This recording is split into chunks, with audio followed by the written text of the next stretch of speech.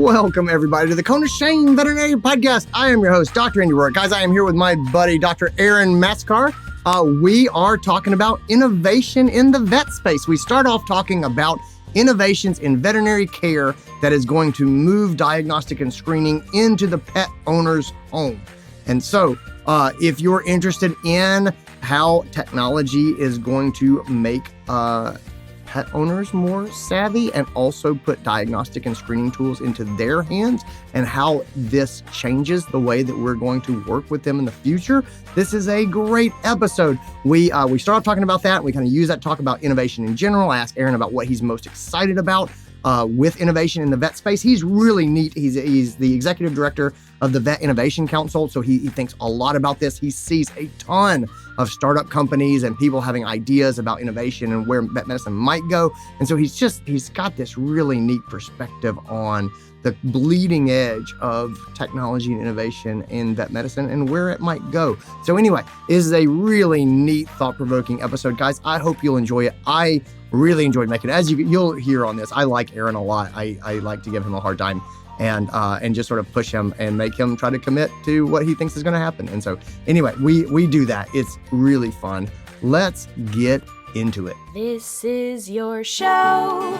We're glad you're here. We want to help you in your veterinary career. Welcome to the Cone of Shame with Dr. Andy Roark.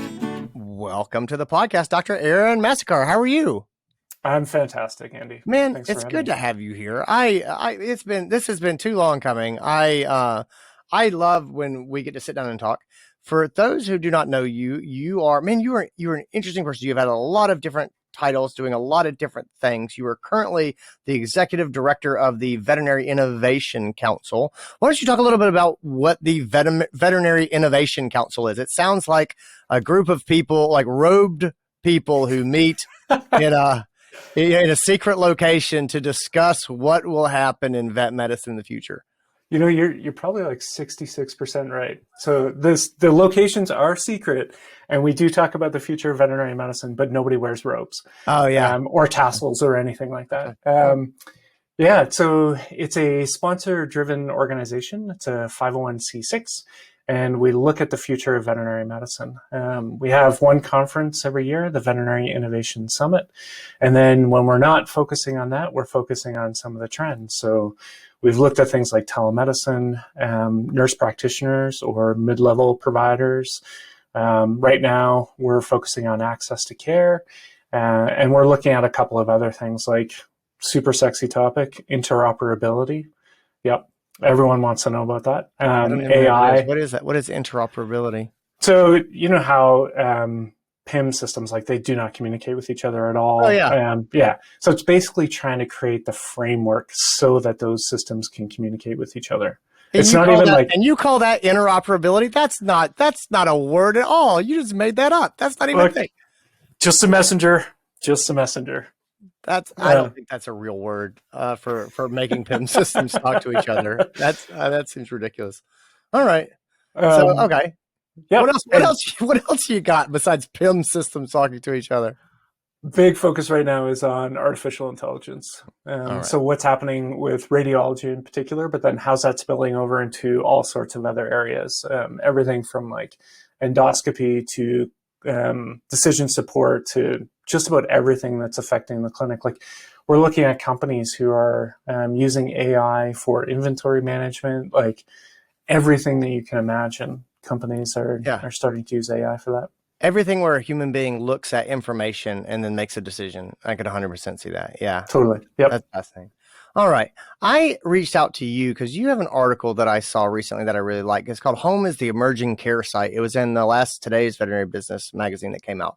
And I like that because I always like thinking about business models for vet medicine, and I like thinking about where opportunities are. And I'm seeing a real increase in home care providers, so like veterinary, house call vets, things like that. And there seems to be a demand from the public. I see a lot more doctors shifting over to this. I think that there's real opportunity for entrepreneurship here. So if you're a general practice doctor and you want to work for yourself, this is probably the fastest way to get up and get going, on your own. And so I'm looking at that. I'm sort of thinking about the way that we're working and what that looks like, and the demand that I see for those home services. And then I see your article on home as the emerging care site, and I'm sort of looking through it. And you've had a number of ideas about what sort of home-based treatments look like and home-based sort of medical opportunities look like. And so with an innovation sort of lens, I'd like to look at the practice of medicine in the pet owner's home and kind of where do you see that now, and kind of where do you see that going? Yeah. So this actually goes back a long time ago to the first Veterinary Innovation Summit that we had, where John Ayers was there, and he was talking about preventative wellness is a major shift, right? And this is back in like 2017. And you can see that being the case, right? Like there's more and more companies who are starting to focus on that and early screening and that sort of thing. And then at the same time, you see companies like Whistle hitting the market, and they were primarily a wearable device for GPS tracking and some activity tracking, right? And then they start launching some of the algorithms that they have. So this was probably in 2018, maybe, where they were presenting on the algorithms that they were using to look at two things in particular. So one was, how often is the animal itching and scratching? So they could find the hotspot before the hotspot emerged, right? So that was interesting. Another thing that they found was, when does activity levels return to normal post-surgery? So most people were thinking like, within 2 weeks, your animal's going to be back to normal. What they found through their algorithms was that it was closer to like a month, right? So this goes back a ways. But then you start looking at all the direct-to-consumer products that are out there in the market now, right? So, we have a litter robot by Whisker. We also have some other things in the house just to kind of help manage the animals. But there's all these devices that are starting to collect information, and yet they don't have any real access to veterinarians. So I talked with some of these companies and I said, okay, what are you doing with this information, right? Because, I'm not a veterinarian, but I've talked to a few, and they said that it'd be really helpful to know if your cat has increased urination, if the frequency with which your cat is urinating is going up, if your cat's weight is going down. Like, these are important things to know for early screening, and yet a lot of the times we're relying on the animal owner in order to figure out what's normal and what's not normal. Yeah. And the animal owner is just not around enough, right? So there's all these devices that are collecting data that can inform future protocols when it comes to taking care of that animal. And yet nobody's really bridging that gap, right? So you want to talk about business opportunities. How are you consolidating all this data into a platform and serving that up for veterinarians in a way that it's easy to access? Like, long term, is it possible that some veterinarians are basically going to look like air traffic controllers, where they're sitting there with like multiple monitors and they're just monitoring things? Well, that's already existing on the human side. If somebody's in ICU, like, they just see all the data that the human, they're collecting from the human.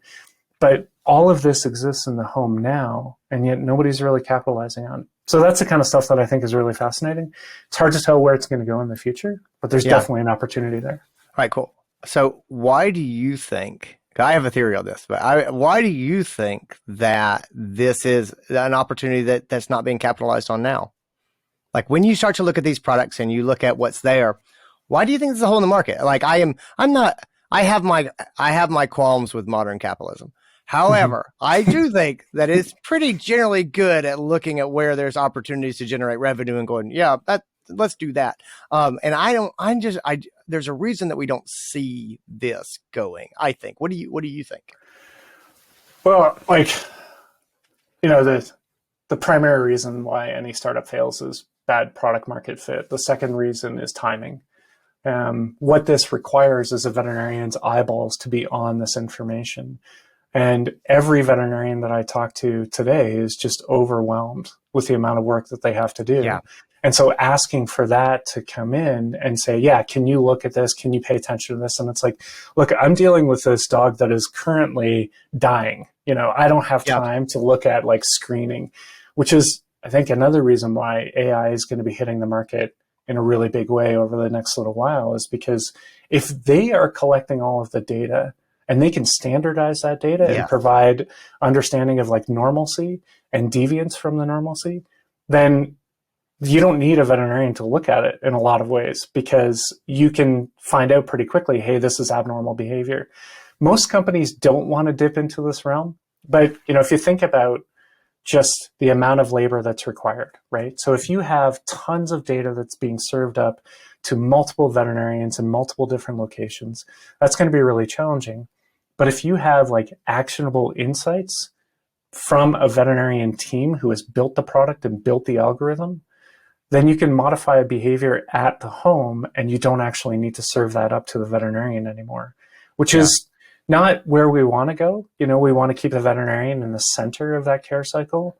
But in a lot of cases, if veterinarians don't have time for it, and, this is an issue we probably shouldn't wade into, but if there actually is a care shortage, then that kind of stuff is not going to be happening very soon. Veterinarians just don't have time for it. Yeah, I think that's spot on. I do see that as a real opportunity for AI. We've had products try to come to market before that are, activity monitors and others that, do things as far as tracking heart rate and stuff like that. And generally what happens is that people find out their dog sleeps a lot more than they thought they did. and, you know what I mean? And that, like, boy, he really doesn't do much when I'm not here. And that's the big takeaway.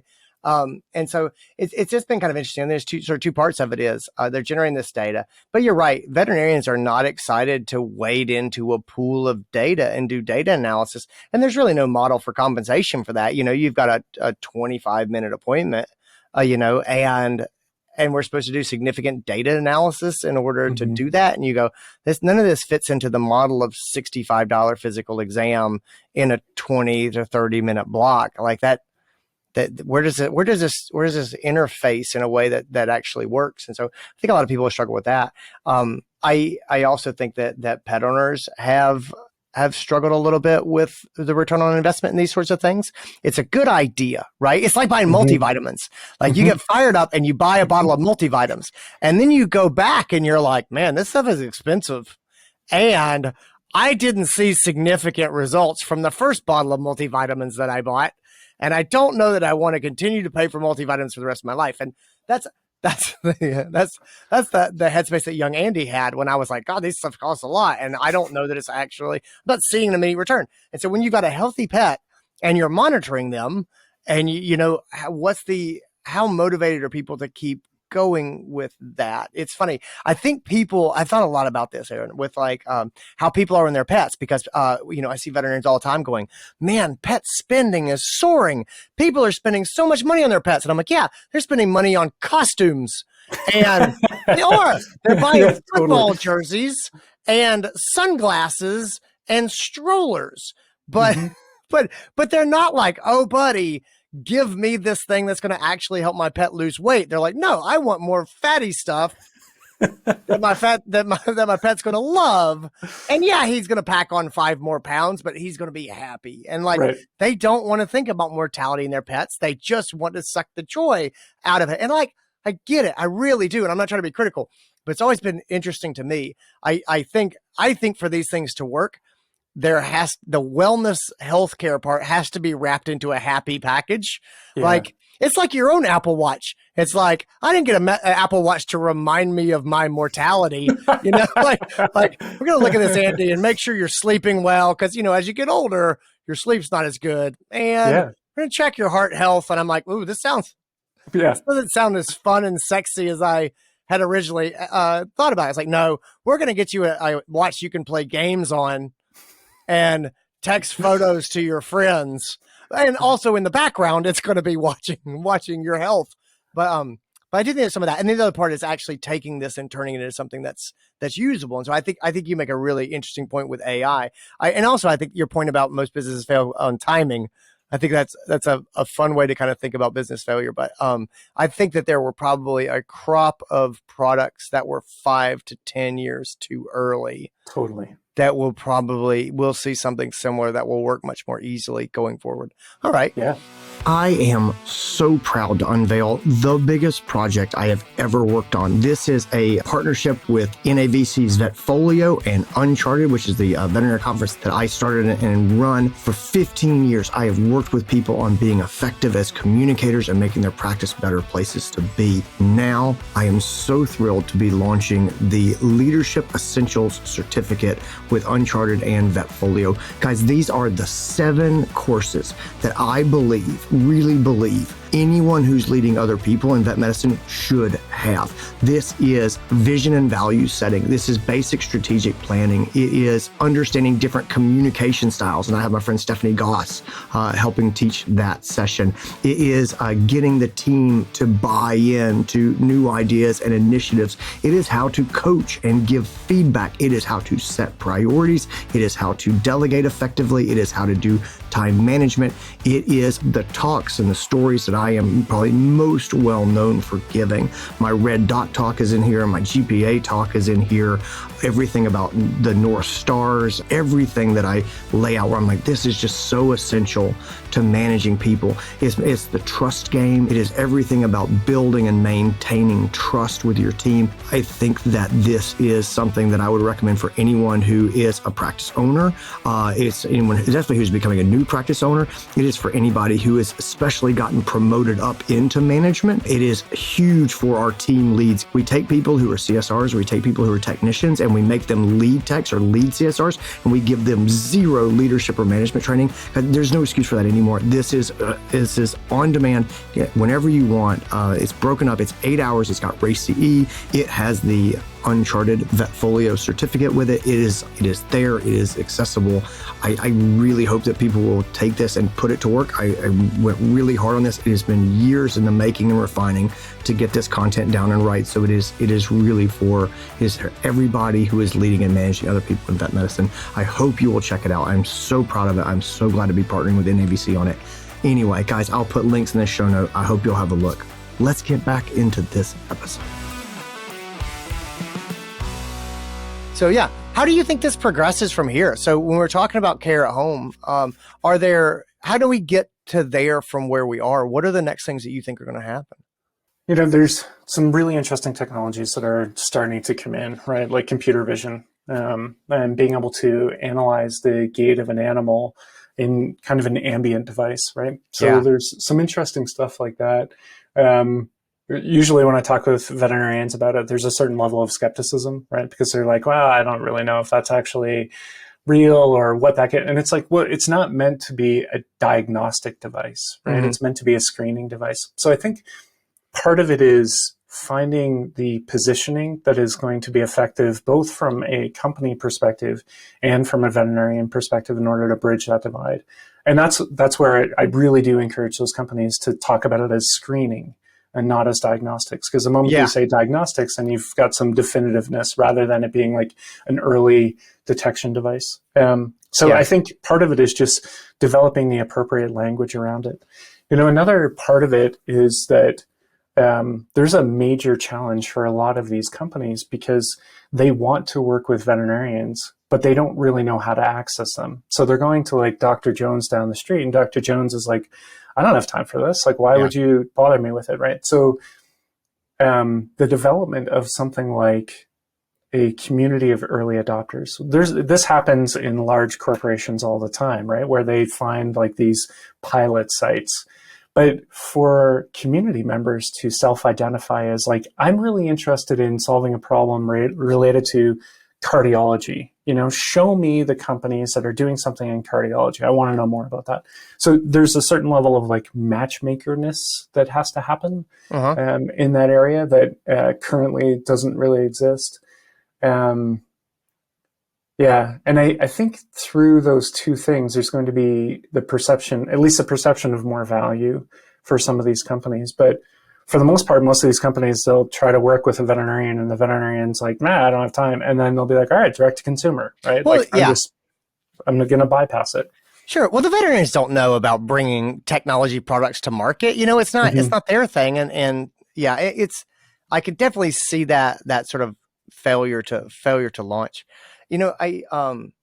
I like your idea, and I think you're probably right about a lot of this getting rolled up into the term screening over being something that is marketed to veterinarians as diagnostic.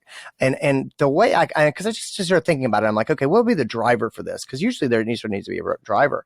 Yeah. I can 100% imagine Amazon Pets coming up with an app where you record your pet walking and running, and it gets crunched by AI, and it comes back and says, hey, I'm worried about your pet's hips. I think you should go to the veterinarian and get checked out. The hope being that the veterinarian will say, yes, you've got some arthritis in these hips, some osteoarthritis, maybe some early hip dysplasia, and we need to get you onto a joint supplement or osteoarthritis medications or something that you would want to get on auto ship that we, the company that had the app, could help you do. If you've already got our app, you're probably buying from us. And so I can 100% see drivers like that pushing those screening tools. And again, going to the pet owner and saying, do this video, we'll raise some flags. And then you can go and ask your vet specific questions.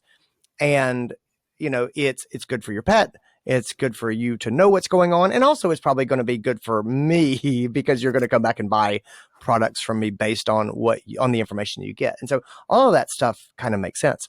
I got to know. So as are the head of the Veterinary Innovation Council, do people ever come to you with ideas and you're just like, that's a terrible idea? And you don't have to tell me, who. I don't want to know examples.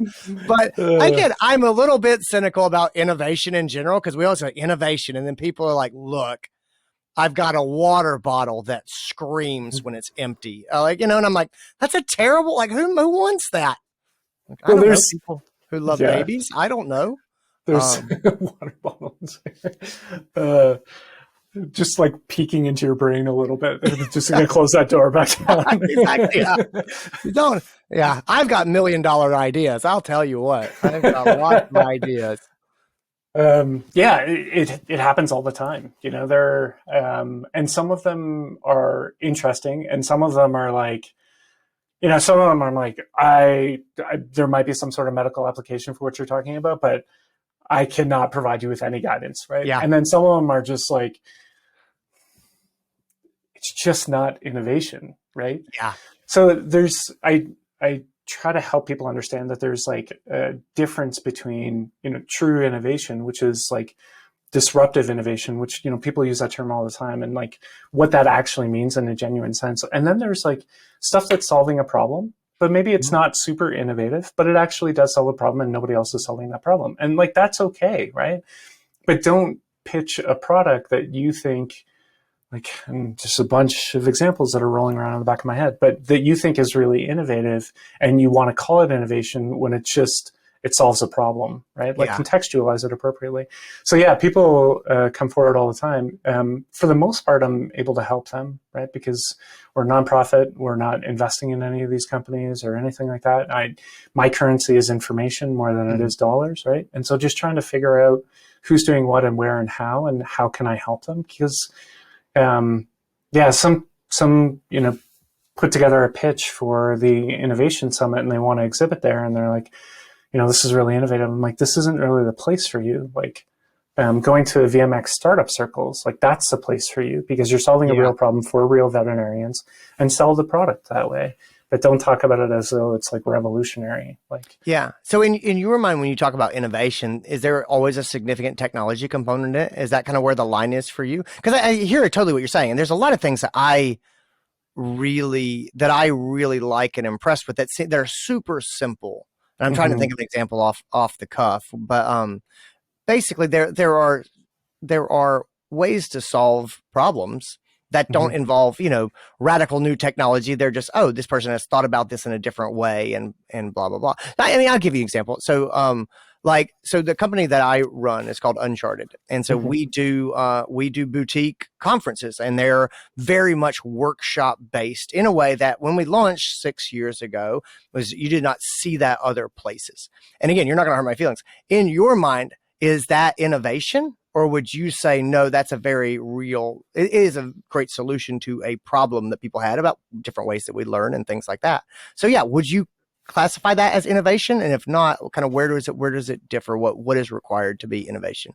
Yeah, I don't necessarily think of it as kind of an on-off switch, but in that case, I would say like you're offering an innovative take on a pre-existing model, right?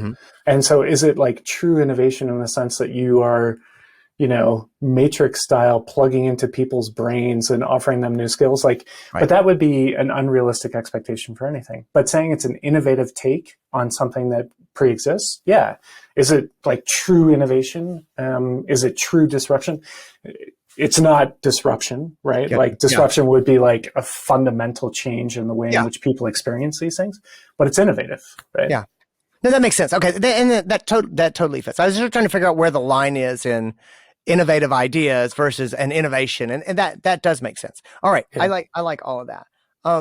When we start to look around and we're looking at, we've talked a lot about sort of products that would come to market and kind of what that looks like and where consumers sort of interface with that. Is there anything that you are super excited about? Like when you think about innovation, you're like, oh man, this is the thing that I hope happens, or this is the thing when I get out of bed in the morning, I'm like, oh man, maybe today somebody will come with this idea because this is going to be huge. Is there anything that gets you fired up? So there's two things. So one exists, and then the other one, I want to exist. And I'm not really sure if it's going to exist. But the one that exists already, there's a lot of people who are providing innovative PIMs, right? And so there's companies out there who have ambient listening devices where they will just listen to the conversation that you have with the client and turn that into the medical record and use decision support in order to provide you with a possible treatment plan. And so you just go in and you're like, yep, nope, done, right? And like that's your record is done. So there's that kind of stuff that I think is absolutely needed. When I would watch it, so my wife's a vet, when I would watch her come home from work and just sit down and be like, yeah, I'll be with you in an hour. I've got to finish my notes. And I'm like, and she would pull up her little Post-it notes and like and then turn those into the record. And I'm like, that's insane. So changing that model, anything that provides veterinarians with more time and is less of like well, if you just did this, then you could have this other service, right? Like no more bolt-ons, like save veterinarians time in the clinic. Anything that does that, I'm really excited about. But the thing that I would really love to see is a fundamental new model of education. Like the way in which we educate people is based on a 15th century model of scarcity of information and not at all in line with contemporary research on learning. Like we don't even teach people how to learn. We teach learning like incidental to the process itself. And so some of the AI models that are coming out utilizing, veterinary education as kind of the background are super interesting. And they're way more engaging than lecture format. Lecture is not, like the fact that you are using workshops already points to you recognize that there is a need in the market for engagement with people that wasn't just like, listen to me lecture at you for an hour at a time. Yeah. And that's called the generation effect, right? So you're eliciting the generation effect in the individuals. And so the retention of that is much longer. And yet we don't focus on these things. So there's 10 to 12 facts that we have about learning that are not being deployed currently. And that needs to change because I genuinely believe that is actually the root of the majority of the issues that we have in vet med. Everything from like wellness and burnout and all of that. Like if we taught people appropriately and taught people how to teach people appropriately, I think a lot of those issues would just be gone. I heard recently that one of the brand new vet schools that opened up, it may be Arizona, but don't quote me on that their students will not have any lectures. Like they don't have lecture. And that's not how they have ever, that's not how they're trained at all in vet school. Everything is case-based and sort of workshop-based and discussion-based. And I had to sit down and think about that for a minute because again, I have my own beliefs about the lecture. It's like as someone who does a lot of lectures and I enjoy lectures and I can tell a good story and I have a lot of fun. But I did start Uncharted because I do think that when you get into types of learning, people want to work on their own stuff and they want to talk about their own things and they need to process it. They need to talk it through. They need to reflect back on lessons learned and things they've tried. And, and there's all of those sorts of things that don't tend to happen when we just sort of sit in a lecture and, maybe jot some notes down. But for the most part, we're just kind of taking this information. We know that people retain about 10% of what you tell them. And, but if you give them a project and make them work on it, they retain a lot more. And so Totally. I'm totally with you on that. I think that's exciting. That's sort of what we've sort of bought into on Uncharted. In Uncharted, I think the idea of using artificial intelligence and stuff to come up with new ways to learn, I think that's super fascinating. Aaron, I could talk to you all day, man. I really appreciate your time. I appreciate you being here. If somebody is like, man, this whole like veterinary innovation space is just new to me, and I would like to know more about, I geek out on technology and medicine, and how do I even learn about what's going on? Like, how do I know more about this area? Where would you point them? Number one place, not to compete with your conference, but the Veterinary Innovation Summit. That's where a lot of that stuff gets shared. I'm going to be publishing more of this on LinkedIn, so recommend that you follow me on LinkedIn. The Veterinary Innovation Council, our website, we just did a refresh, and so we're starting to develop more content that we're going to be putting on there. But there's, fun places like mydogisarobot.com. Oh, really? Okay. Yeah. So mydogisarobot.com, and the guy puts up all sorts of like direct-to-consumer products. So it's interesting to see what he's got in there. Those are some of the main spaces that I would look at. There's so much out there. If you are a conference junkie, like the two of us, definitely go to the Consumer Electronics Show, CES. It's unbelievable the amount of stuff that exists at that conference that has applications to vet med, but most people don't know. And then the Healthcare Information Management System Society. So HIMSS. Oh, that sounds like a party. Oh, yeah. The Healthcare Management Information Systems Summit. Healthcare Information Management Systems Society. They really have to do some rebranding. Some Healthcare Information Management Systems Society. That's it. No, okay. Is it really? Okay. All right. Yeah. So everything digital health on the human side is there. And so when you go to a conference like that and you start talking to companies like GE or Zimmer Biomet, right? Like Zimmer Biomet has this implantable knee that has Wi-Fi capability that will measure stride length and all of these other parameters. And you're like, have you ever thought about vet med? And they're like, no, I haven't. So, if you're a budding entrepreneur, you just go to these conferences, talk to people and say, look, I could launch your vet med division, or a lot of companies will say, we've wanted to get into it. We know that it would be a really good proving ground and like all of this stuff. We just don't have the resources to do it. Going to these places and saying, I'm interested in talking with you about it. It's unbelievable how quickly you get some traction. Yeah, I'm sorry. I didn't hear what you just said. I was thinking about my dog's knee attaching to the Wi-Fi, and I was like, I don't even know what that means. My knee attaches to the Wi-Fi? How does that even? Magic. I'll be like, look, kids, you're bogging down the network. Unplug the dog's knee. Okay. All right. That's enough of that. Aaron, thank you so much for being here, buddy. I thoroughly enjoy you. Thanks for doing it. Let's do this again for sure. I'll put links to all the events that you mentioned and the Veterinary Innovation Council and My Dog is a Robot and you on LinkedIn so people can see what you're writing about. That's awesome. Thanks for the opportunity, Andy. Oh, man, I love it. Guys, thanks for being here and listening, everybody. Take care of yourselves. And that's our show. That's what I got for you guys. I hope you enjoy it. I hope you got something out of it. Thanks to Aaron for being here. Check out the Veterinary Innovation Council. Consider going to the Vet Innovation Summit if you haven't been to it. It is a neat little gathering. I have not been. I want to go. It always lands on a conflict for me. One day I'm going to go and I'm going to check it out. So anyway, but I continue to hear great things about it. So, all right, team. I will see you guys later on. Take care of yourselves. Bye.